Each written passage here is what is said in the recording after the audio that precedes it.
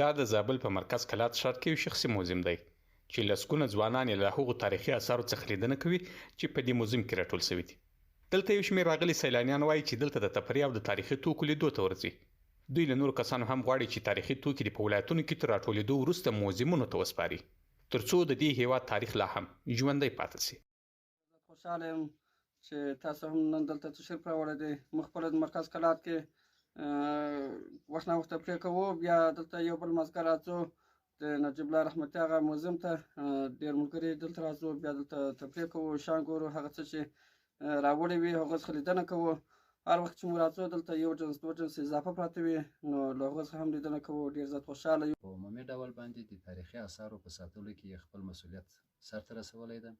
تاریخي اثار پکې خوندي پاتې دي او په ضمن کې د ځوانانو لپاره د تاریخي اثارو د لیدلو او د هغوی لپاره دلته د ناستې ولاړې او پر دغو اثارو باندې د خبرو د فهم او د تفهیم زمینه او شرایط یې منځته راوستلي دي. دا خپله د ټولنیز شعور د ودې، د ځوانانو د نږدېوالي او ځوانان له تیر سره د پیوستون او په راتلونکي کې د خپلو ارزښتونو د ساتلو لپاره یوه انګیزه احساس ورکوي. د دې موزیم مسؤل وایي چې دا اثار یې د یو احساس له مخې راغونډ کړي دي او غواړي په دې سره تر ډیره د تاریخي توکو د قاچاق مخه ونیسي. موزیم یې اول د وطن د تاریخ شیان باید زه راټول کړم او د موږ تاریخي شیان ټول نور مملکتو ته ولاړو. نو هدف مې دا و، یو مې ځانګړی شوق ورسره درلودی او بل هدف مې دا و چې خپل وطني شیان باید زه ټول کړم. نوموړی وایي چې داسې توکي هم ورسره شته چې 8 پیړۍ تاریخي قدامت لري، خو که دولتي موزیمونه غوښتنه ورڅخه وکړي په واک کې ورکوي.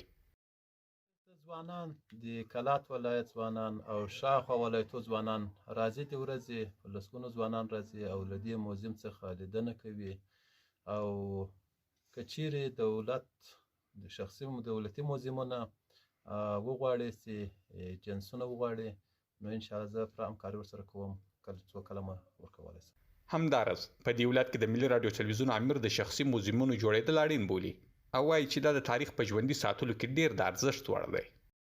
رویس خان نیکه او احمد شاه ابدالي چې تر ډیلي پورې تللی ول او داسې تر اصفهان پورې تللی ول، د هغو ځینې اثار موږ دا اوس هم ځینو موزیمو کې لیدلی سو او هغه څخه هغه حالت موږ ته رامعلومیږي چې دوی په هغه مثال توره ده، دا تورې څخه به دوی د جنگ یا د جهاد لپاره کار اخیسته یا هغه لپاره به استعمالوله. نو دې لپاره کوشش باید د عام خلک دا وکړي، د موزیمو په بډاینه کې ډېر کومک وکړي.